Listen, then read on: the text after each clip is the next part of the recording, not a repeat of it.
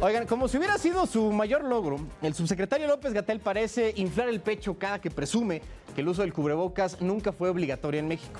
La realidad es que sí fue una recomendación, subrayo, recomendación, hecha por el gobierno federal, pero quienes lo hicieron obligatorio fueron algunos gobiernos estatales. Ahí, digo, la verdad es que el subsecretario López-Gatell tiene razón al decir que nunca fue una política obligatoria para todo el país. Pero como parte de este ambiente que ya se respira en el aire, de que pareciera que por fin estamos sacando la cabeza por arriba del agua después de 2 años de estar evitando contagios, la próxima semana parece que se va a terminar la obligatoriedad que el gobierno habría impuesto en oficinas y diversos centros de trabajo en el tema del uso del cubrebocas, de hacerlo obligatorio. O sea, que si ibas a tu chamba, oficina o lo que fuera, tenías que usar a fuerzas el cubrebocas por instrucciones del gobierno federal, ahí sí. Entonces, a partir de la próxima semana, seguramente empezaremos a ver las caras completas de nuestros colegas, compañeros de chamba y en tiendas, restaurantes y demás, ¿no? Meseros y a la gente que atiende los diferentes negocios. Oye, y a pesar de que el gobierno federal va a dejar de requerir el cubrebocas obligatorio en oficinas y centros de trabajo, el Metro de la Ciudad de México va a seguir pidiendo a los usuarios que lo usen. Pues que la neta es que el metro es el lugar perfecto para que vuelva a salir un broteín. O sea, hay mucha gente en un espacio reducido y poco ventilado. Es el ambiente perfecto para contagiar a mucha gente, ¿no? Y nadie quiere eso. Bueno, ya que parece ser un tema ineludible, porque el presidente de Estados Unidos casi decretó el final de la pandemia el fin de semana, aquí ya vamos a empezar a quitar medidas de protección y la OMS también ya parece estar vigilando el comportamiento de los contagios para pues, ver qué deciden ahora, ¿no? Qué es lo que va a seguir en nuestra nueva etapa de la pandemia.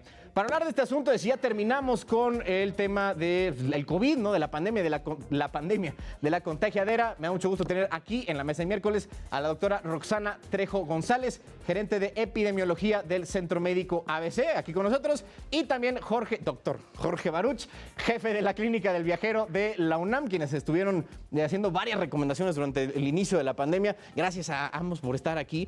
Oigan, nada más como para abrir boca, mano, ¿cómo vamos con este asunto de la pandemia? ¿Ya lo ven? ¿Ya ven que estamos más allá que acá? ¿Cómo estás, Carlos? Muy bien, doctora. ¿Cómo andamos? Gusto. No.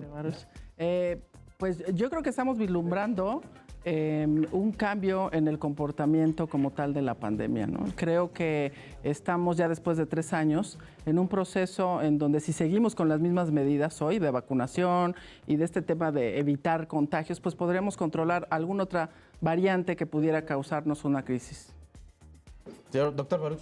Sí, yo creo que la pandemia ha estado en sus niveles más bajos realmente desde que inició de mortalidad. Esto es muy importante para todos en el mundo, pero también es sumamente relevante que vamos a la baja, prácticamente una disminución del menos 28% aproximadamente de meses previos, en septiembre, y esto ha dado pie que la OMS plantee esta posibilidad de dar un posible fin en un futuro a mediano plazo, no tan a corto plazo, de la pandemia. O sea, que como a verano del año que entra, o más para allá.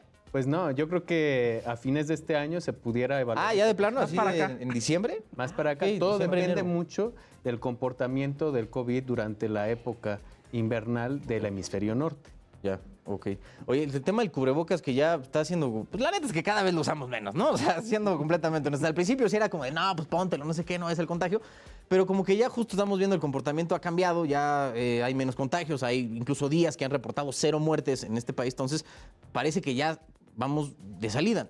La pregunta es, ¿sigue siendo necesario el tema del cubrebocas? Bueno, yo creo que hay un tema importante en relación que el cubrebocas sí, es una medida de protección respiratoria, ¿no? De estas gotitas que pudiéramos sacar cuando lo tenemos colocado, pero lo que sí se ha observado, por ejemplo, hoy que fue el Día del Grito, si tú observas la cantidad de gente que existía en el Zócalo, a mí me hacían la pregunta si iba a colocar esto algún brote, ¿no? Una nueva ola. El tema es que en lugares con tanta ventilación, el riesgo de contagio es muy bajo, es controlado. O sea, mientras sea al aire libre, no tienes tanta... Claro, esto de que nos decían las abuelitas de abra sus ventanas, ¿no? Es una realidad. O sea, sí, hay que bajar la carga viral, hablando de SARS, en lugares cerrados, abres tu ventana y hay una mejor circulación. Ahora, lo que sí nos ayudó muchísimo es a controlar. El cubreboca como medida específica en lugares cerrados sí nos ayuda a evitar riesgos de contagio. Pero seguramente en estos próximos días veremos este cambio ya en recomendación o regulación en relación al cubreboca, y creo que el punto aquí es no bajar la guardia, continuar en este mismo tenor en lugares muy cerrados cerrados y muy juntos, sí mantener el cubreboca para no desencadenar otra nueva O sea, variante. como el metro, ¿no? En eso, Bueno, como sí, claro. Metro, transporte público. Y con las ventanas cerraditas, pues más razón, ¿no? Pues Claro. tantito peor, ¿no? Claro. Oye, doctor Baruch, creo que ya quedaron atrás esos tiempos que vivimos de la variante alfa, la delta, la omicron. O sea, ya podemos vislumbrar que no vamos a tener otra variante así, canijota. No, definitivamente no, Carlos. Yo creo que esto llegó para quedarse, el COVID llegó para quedarse y con la circulación pues, de los virus viene la acumulación de variantes. Y estas variantes, estas mutaciones cuando se acumulan generan nuevas variantes, como es el caso de Omicron. Y Omicron ha estado acumulando tantas variantes que se han pues, visto subvariantes como estas BA.4 y BA.5 que estuvieron circulando en esta última ola y parece ser que van a comenzar a acumular más variantes, más mutaciones y pudiera llegar a causar esta ola nueva de contagios en el invierno, liderada por Centauro, ¿no? Por ejemplo. ¿Qué onda con la variante? Justo les iba a preguntar qué onda con la subvariante esta Centaurus, porque digo, escuchas mucho, ¿no? De que no, es 25 veces más contagiosa que Omicron y Omicron era como 40 veces más contagiosa que Delta, ¿no? Y hacemos estas comparaciones subsecuentes como concatenadas, pero o sea, ¿cuál es el rollo, ¿no? De la Centaurus. Bueno, es que Centauro tiene una capacidad de contagiosidad A ver, nada más mayor. aclaración, ¿es Centauro o Centaurus? Centauro. Centauro, perfecto. Tiene una capacidad mucho mayor de contagiosidad que Omicron y que la subvariante de Omicron. Esto significa que si pensamos en noviembre, más o menos diciembre, enero, en donde aumentamos de una manera, pues no comparado con ninguna ola, ni siquiera con Delta, y que eso estuvo muy bien porque Delta tenía una capacidad diferente de adhesión en el vía aérea inferior más que superior, y Omicron no. Y por supuesto todavía no había vacunas como tal hoy. El tema hoy es que si esto vuelve a ocurrir, pues nos puede colocar nuevamente como noviembre y diciembre. Ahora, el tema es qué tan virulenta pudiese ser esta variante, pero creo que el tema es también que estamos en otra situación que otros países. En su momento, esta variante era otra situación. Hoy tenemos vacunación, hemos pasado un proceso fuerte de casos, de muchos casos en Omicron, y esto nos pudiera dar cierta protección, tanto la vacunación como el haber adquirido esta enfermedad, porque un gran porcentaje de la población tuvo Omicron en su momento. Claro, no, creo que yo cuando me contagié yo creo que sí me dio Omicron, porque nada más como que justo sentí la afectación en la parte de la garganta, aquí en la laringe, todo ese rollo, y ya no me llegó al tema de los pulmones, a mi oxiginación nunca bajó. Entonces yo creo que pues, más o menos, yo creo que sí me dio Omicron, la neta. No me hice un estudio ni nada, ¿no? Pero están carísimos. Pero también yo creo que está por ahí el asunto. Doctor Baruch, el tema ahora parece ser que es acostumbrarnos, ¿no? A vivir con COVID. Pues más bien acostumbrarnos es aprender a convivir con estos nuevos virus y las variantes que los acompañan. Y con esto tiene que decir que pues hay población que ha sido vacunada y ya ha tenido acceso a la vacunación, pero hay población que todavía no ha sido vacunada y que ni siquiera tiene acceso a la vacunación en este momento. Los niños menores de 9 años en México hasta la fecha no han iniciado formalmente un esquema de vacunación inicial. Comparado, como decías al principio, Biden, Estados Unidos, el contexto de los Estados Unidos de América es distinto. Claro. Ahí tienen acceso universal a la vacunación en prácticamente niños mayores de 1 año. Lo puedes comprar en la farmacia, ¿no? Sí puedes ir a cualquier CVS, Walmart incluso. Entonces, no pasa nada, ya. Total. Entonces, la población es mixta, la población tiene que aprender a convivir, la población vacunada con vacunados y la población vacunada con personas no vacunadas. Yeah. Porque las personas no vacunadas, que son los niños de este país, de nuestro país, México, pueden cursar un cuadro severo, con complicaciones o incluso con secuelas, con mayor probabilidad que uno que ya está vacunado con un esquema inicial completo. Entonces, no es nada más de pero es menos probable, ¿no? O sea, creo que no han ejecutado, al menos es lo que dijo Gatell, que no han ejecutado un plan tan profundo, digamos, en la población de menores de 9 años, porque no es tan común que les den un cuadro grave de COVID. Pero sí es común que les den secuelas. Falta de problemas de concentración, problemas de atención. Y con la vacuna se quita. Trastornos del sueño. Evita, ¿no? O sea, con la vacuna reduces la posibilidad de que eso reduces el riesgo de contagio, reduces el riesgo de desarrollar efectos adversos de la enfermedad y reduces el riesgo de presentar secuelas. El síndrome post-COVID, que está muy descrito. Oye, que ya. sí está, ya más o menos sabemos qué onda con el síndrome post-COVID. Sí, Porque, digo, no sé, he escuchado tanto de que como que tienes mente medio borrosa, ¿no? Así que se te van las palabras o se te olvidan cosas. bueno, puede afectar diferentes sistemas, ¿no? Uno puede ser el sistema neurológico, otro puede ser el sistema cardiovascular. O sea, no es específico y cada persona se puede comportar diferente, pero lo que sí está escrito es que sí puede existir estas secuelas, ¿no? Que hoy le dicen síndrome post-COVID, en donde tendrías que estar, en algunos casos, hasta en terapia física para mejorar tu capacidad pulmonar, en su caso, o poder regresar a tener el gusto cuando comes, ¿no? El olfato, que también puede mantenerse. O sea, lo que hoy sabemos con SARS es que es un virus que nos volteó, hablando del sistema de salud, que nos colocó en un tema de pues mucha revisión de qué es lo que tenemos que hacer en el futuro para que esto no vuelva a ocurrir o para si vuelve a ocurrir estar mejor preparados. Creo que es un tema muy importante y creo que otro tema es saber qué es lo que tendríamos que hacer para que no ocurra y creo que ese punto no se toca, o sea, en relación a la deforestación, a la convivencia con animales, qué es lo que tendríamos que hacer para que esto se contenga, porque lo que hemos observado es que estas enfermedades emergentes o reemergentes normalmente es por contacto con los animales silvestres, ¿no? Entonces creo que ahí está el aprendizaje más fuerte que todavía no está claro. O sea, en relación a los hospitales o centros de salud sabemos cómo atender y detectar y sabemos cómo controlar, pero nos está faltando este tema de salud pública tan importante que es esta convivencia con los animales y creo que delimitar esto nos va a ayudar a no tener otra pandemia. Pues ojalá, ¿no? Pero es que luego he escuchado a mucha gente decir, pues que si no es cuestión de si vamos a tener otra pandemia, sino cuándo. ¿Comparten más o menos esa visión o no? Bueno, el cuándo no lo tenemos. No, bueno, ojalá podríamos, ¿no? O sea, si podemos predecirlo así como si los sismos, estaría pocas tuercas, pero bueno, sí, no, en efecto, claro, no puede ser. Pero el o sea, cómo sí, el cómo le vamos a hacer frente, el legado que vamos a dejar nosotros, el legado que va a dejar este gobierno y el que vamos a dejar nosotros como sociedad, sí podemos incidir en eso. Podemos incidir en mejorar la infraestructura de los centros de salud para que puedan tener la capacidad de montar campañas de vacunación en cada una de las alcaldías, en cada una de las esquinas, prácticamente donde se ubican los centros de salud, en lugar de estar ideando cómo hacer macrocentros de vacunación, por ejemplo. Podemos darle un mayor presupuesto a la salud de este país para, sobre todo, incidir en la parte de medicina preventiva. Entonces, el cómo sí lo podemos ir construyendo de la mano de un legado para las generaciones que siguen. Y eso es lo que necesitamos ver en este momento. Doctor, lo que hemos visto de las últimas semanas, los datos de contagios, de muertes y demás, ¿a qué le podemos atribuir que han bajado? ¿Al tema de la vacunación, que ya buena parte de la población tiene pues, al menos una dosis, o a las mutaciones que se han vuelto como más contagiosas pero menos letales? Bueno, hay un tema importante, esto tiene que ver con varios factores, ¿no? Uno tiene que ver con la vacunación, por supuesto, que aunque como comenta el doctor Baruch, pues falta todavía abarcar como otros países de primer mundo a toda la población, no solamente irse por la prioridad de los que tienen mayor riesgo, como dice el doctor Hugo Gatell, sino tratar de cubrir a todos para evitar otros contagios. ¿Y para qué evitas otros contagios? Para que no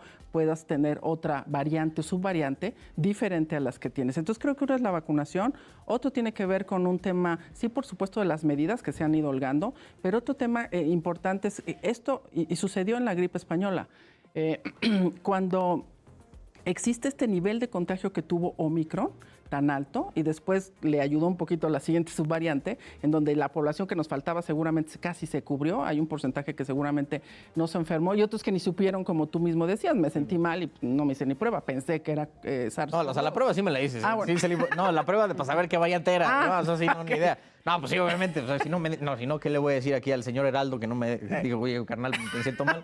Pues ven, ¿no? Sí, pero sí, no pues tiene COVID. Claro, No, sí. por la cuestión clínica también hay que cuidarse, no solo saber que Claro, están enfermo. sí. Pero creo que ese tema, y pasó en la gripe española, en su tercer ola, en donde fue tan alto el contagio con esa variante en su momento, que después hubo una disminución importante y posteriormente sí existieron aumentos, pero no ese nivel muy al inicio de la gripe española. Entonces pareciese que Omicron, ese comportamiento fue igual. No significa que no vamos a tener otras subvariantes, pero significa que hay una protección. O sea, Omicron se saltó a la protección por enfermedad de Delta o Alfa. Si tú te habías enfermado de Alfa o Delta y llegaba Omicron, te volvías a enfermar.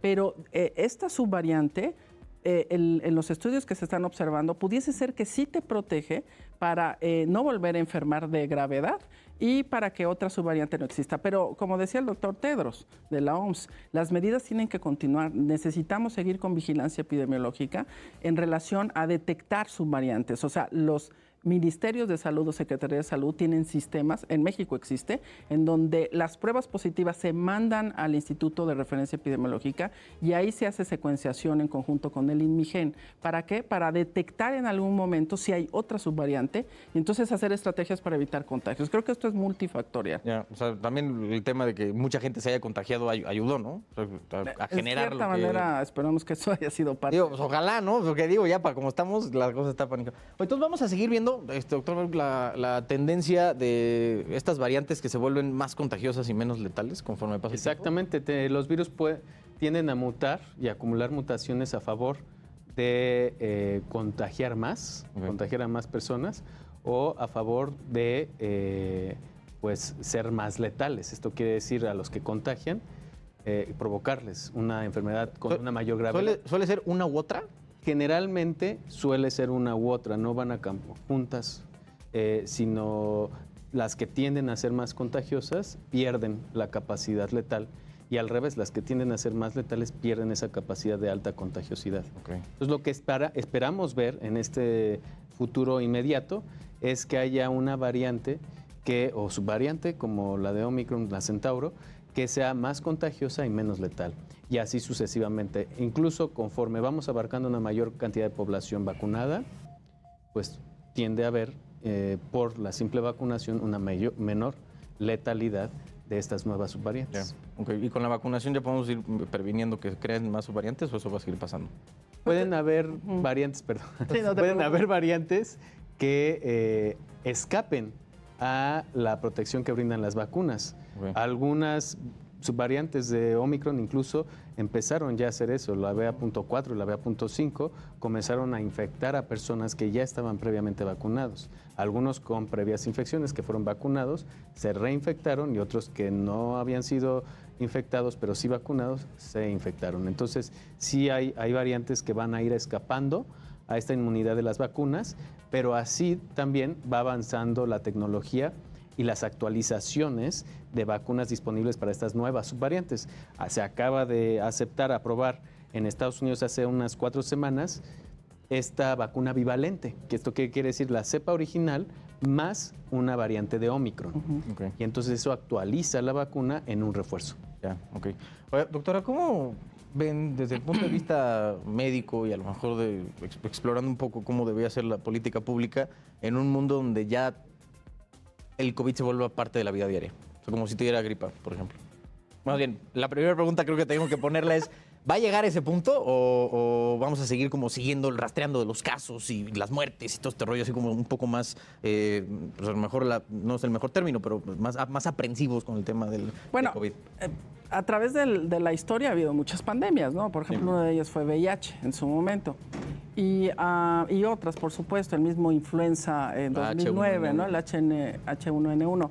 Y se continuó esta vigilancia hasta observar una estabilidad, no solamente en las subvariantes, sino en las herramientas que tenemos para prevenir, como puede ser la vacunación. O sea, en ese momento, entonces, sí se continúa la vigilancia. Yo te quiero decir que, por ejemplo, antes de que inició SARS-CoV-2, hay un sistema que se llama Unidades Monitoras de Influenza, antes de SARS-CoV-2, donde los hospitales damos información al sistema de salud para tener una vigilancia y supervisión. O sea, sí se continúa a través del tiempo. No se va a cortar esta vigilancia epidemiológica y es importante exactamente por estas subvariantes. En influenza es importante por el tema de detección de algún aumento en otra variante como puede ser la aviar. Y entonces es una vigilancia continua. Ahora, lo que yo creería es que es más relajado, ¿no? Tanto en el estrés que hoy vivimos de que nos vuelva a ocurrir y el impacto que puede tener. Creo que algo que también nos demostró la pandemia es la capacidad que tenemos como sociedad científica en acelerar el tema de la tecnología. O sea, las vacunas normalmente tardaban 12, 13, 14 años en todas sus fases. En 8 meses es una cosa espectacular. Súper corta.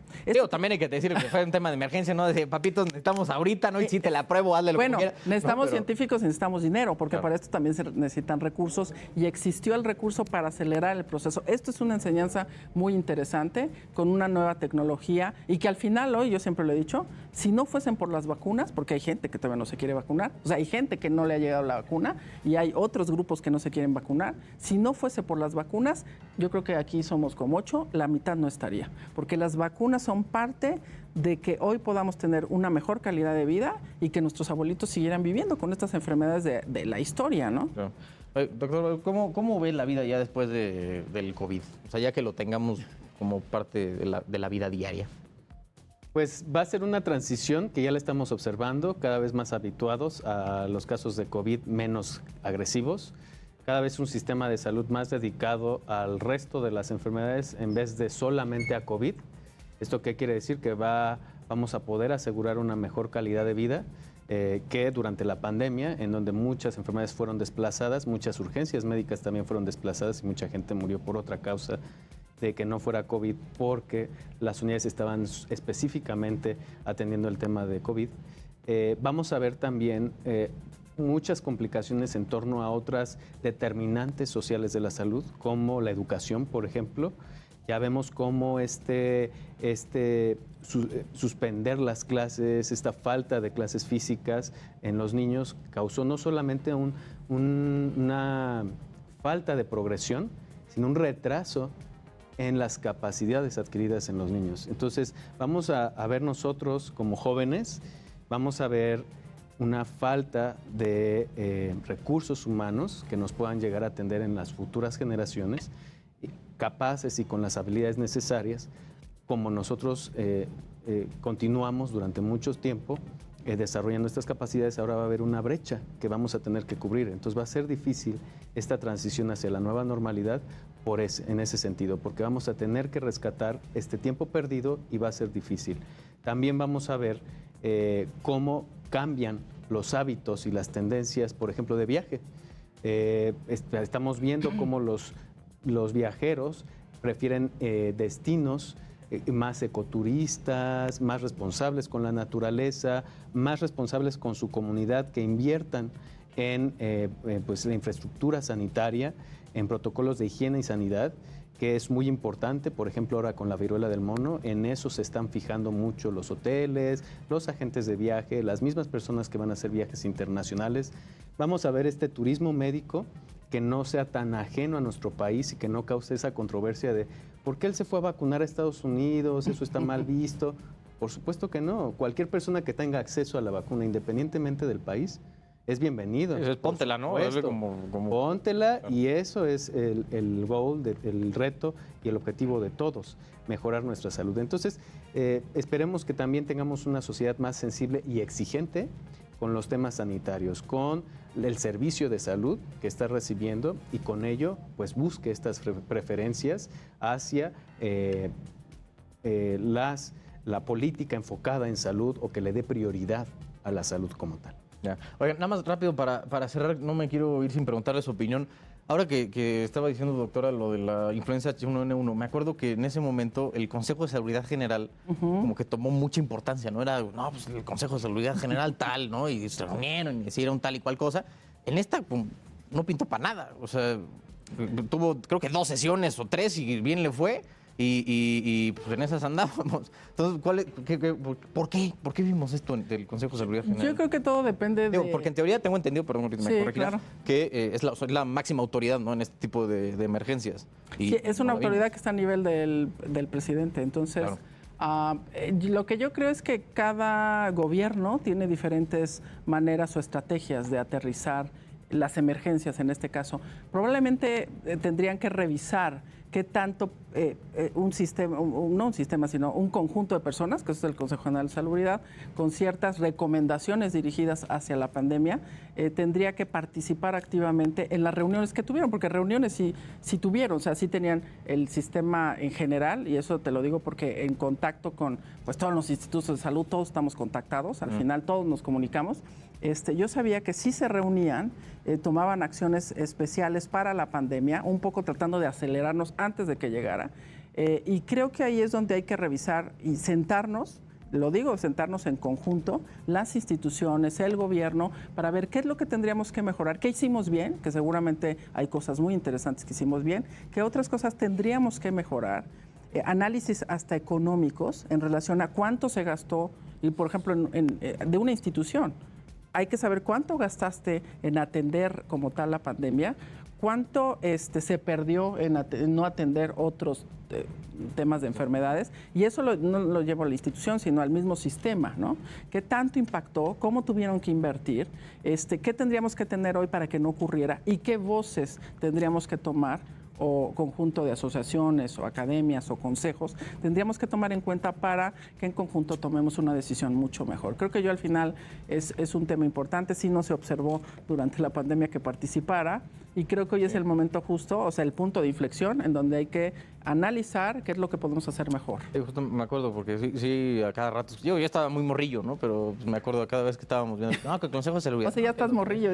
Sí, bueno, es que yo ya no me acuerdo cuánto tenía. Es que ahorita tengo 28, pero antes, digo, pues yo te en haber 2009, tenido como 12, sí. 13 por ahí. Sí, pues, quién sabe. No, la cosa es que estaban por ahí. 14, ya. 14, 15, no sé. Ya, la cosa es que en esas andamos. Bueno, doctora Trejo, doctora Roxana, ya ando aquí de igualado. No. Doctora Roxana Trejo González, gerente de epidemiología del Centro Médico ABC, gracias por haber venido. Y doctor Jorge Baruch, jefe de la Clínica del Viajero de la UNAM, gracias a ambos por haber venido hoy a la mesa de miércoles y a discutir este asunto, ¿no? ¿Qué pex con el tema de la pandemia? Si nos podemos relajar, si no, conclusión, no. Bueno.